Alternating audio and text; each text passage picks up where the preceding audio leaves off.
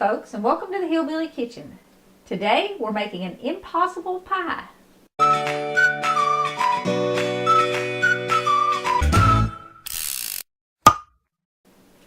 Now this pie is my new best friend. You literally do not need a pie crust for this. It makes its own crust. All you have to do for the crust is just take a little bit of cold butter and wipe it in the bottom of your pan and grease it good. And that's the only crust it has. Now, what I like about this pie, other than the fact that it is incredibly easy, is that you can do different variations of it. And if you are trying to lose weight, or you have a diabetic in the house, or someone with celiacs who is gluten-free, this recipe is perfect for all those people. It only has a half a cup of flour in it. And you can use any flour for that. So if you need it gluten-free, you could do almond flour, rice flour, potato flour, whatever kind of gluten-free flour that you prefer. And there's the crust. That's all you do. We have a few other ingredients in this pie, but like I said, it's so easy. You want to go ahead and turn your oven on 350 degrees and preheat it, because you're going to have a pie ready way before your oven gets preheated. You need 2 cups of milk, and you can use any milk in this recipe. Whole milk is probably best. You could use evaporated milk, even use powdered milk if you had it and you wanted to use it up. I'm putting a cup of coconut in mine, and any flake coconut will work. This is actually unsweetened. You can use sweetened, whatever you got. Or if you're not a coconut fan, leave this out, and you will have a vanilla custard pie. If you want some other flavor, you could put that in. This would be really good with pecans in it, or something, just anything. We're going to probably do some variations on this too. I have 6 tablespoons of melted butter here. And if you're on a serious diet, you can cut this butter down to 1/4 of a cup. If you want it a little bit richer, you can go all the way up to 1/2 a cup. Our 1/2 cup of flour, any flour will work. A cup of sugar. And I have a 1/4 teaspoon of baking powder and a 1/4 teaspoon of salt. Now, if you're using self-rising flour, if that's all you got, you won't need the baking powder, and you'll just want a tiny bit of salt. But this pie has 4 eggs in it, so you are going to want a little salt in it. And I have 2 teaspoons of vanilla extract. Now, you can use any extract in this.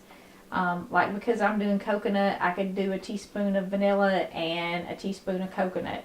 I didn't have coconut, so I just have my 2 teaspoons of vanilla. And like I said, if you're not a fan of the coconut, leave the coconut out and you will have the vanilla custard. The variations, we're going to do some, and when I put this recipe in the next cookbook, I will definitely have some variations for this pie in the cookbook. You can mix this by hand. You can mix it in your mixer in a stand mixer with a regular mixer.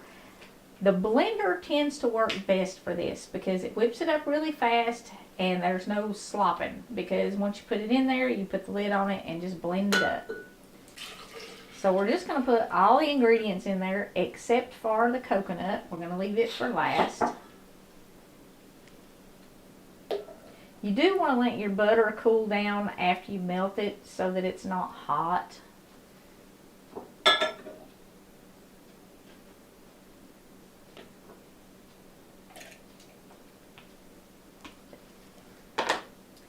Eggs in, dump the sugar in, go ahead and dump the flour in, and this is pretty much going to fill your blender cup up, or at least it does mine.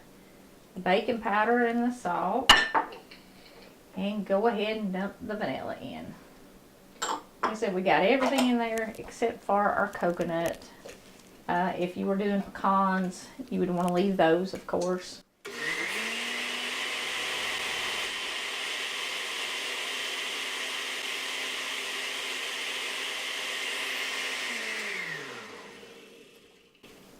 You want to mix it until you don't see any more flour. And it does work best if you save your flour till last and you put it on top. I don't know why. If you put the flour in there as your layer and ingredients, it tends to stick to the sides of the blender.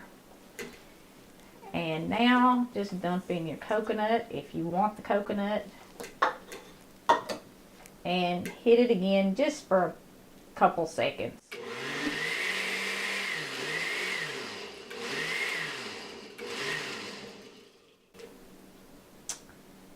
And that is all there is to mixing up the pie.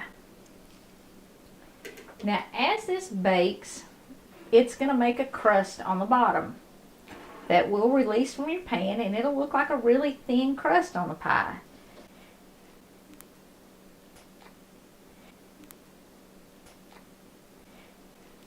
This recipe has Amish origins pretty much anywhere you research it. It says that it's an Amish recipe, and I suspect it was probably one of those accident recipes. We've talked about some accident ingredients before, but I think somebody probably had some leftover custard pie filling and they didn't have enough crust. You know, they just made too much and it overfilled their crust, and they baked what they had left over and it formed a crust all by itself. So that is most likely where this came from. Like I said, it was probably an accident recipe.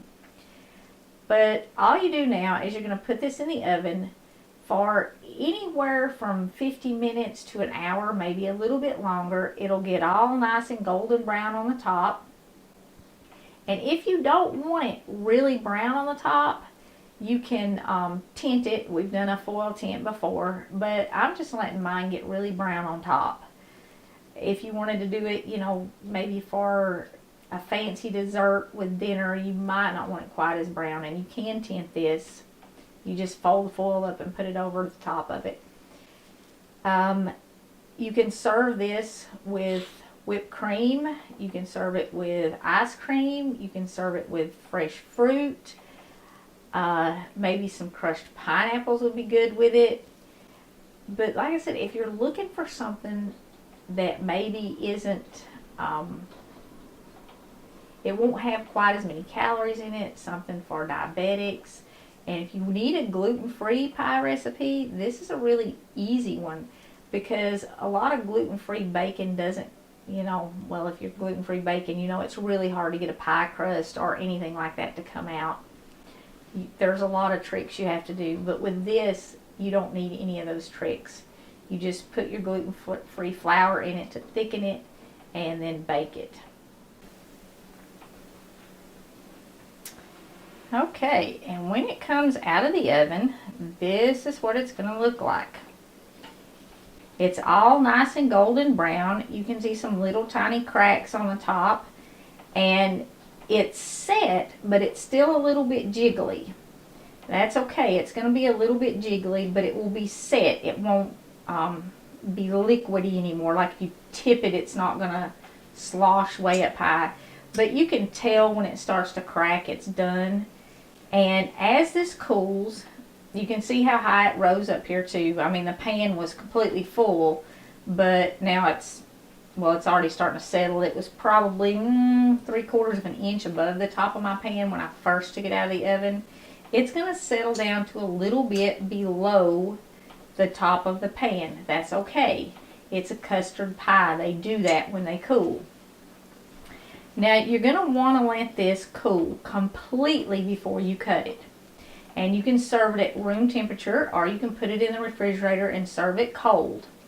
But you can't get it out of here until it cools. So you're going to want to let this cool an hour and a half, maybe even 2 hours. Don't put it in the refrigerator until it cools to room temperature. You don't want it to cool too fast. That will affect how well it sets up. So I'm going to put a whole lot of pictures in the end of this video, and probably one right here, so you can see how the crust forms. And even when you first take it out of the oven, you can take your finger and kind of push the edge of the pie over a little bit, and you can tell it has a little thin crust like on it where the bottom of the pie baked. So if you need a recipe, if you're stress eating over the news lately and politics and stuff, this is the pie recipe for you. And I absolutely love pie. So like I said, this is going to be my new best friend. because it doesn't have as many calories as a traditional pie with a crust on it. You're avoiding all that bread and all that flour and all that fat that makes up a regular pie crust. And this is really, really tasty. Even with just the cup of sugar in it, it's plenty sweet enough, and it will give you that satisfaction of having a piece of pie with way fewer calories. So give this one a try. It's too easy not to try. You saw how quick it mixed up. You put it in the oven while you're cooking dinner, and by the time you're done with dinner and you've digested, you've got a fresh baked pie for dessert that you don't have to feel guilty about eating. So thank you so much for joining us in the Hillbilly Kitchen. If you haven't already, please click like and subscribe. And until next time, remember to put God first.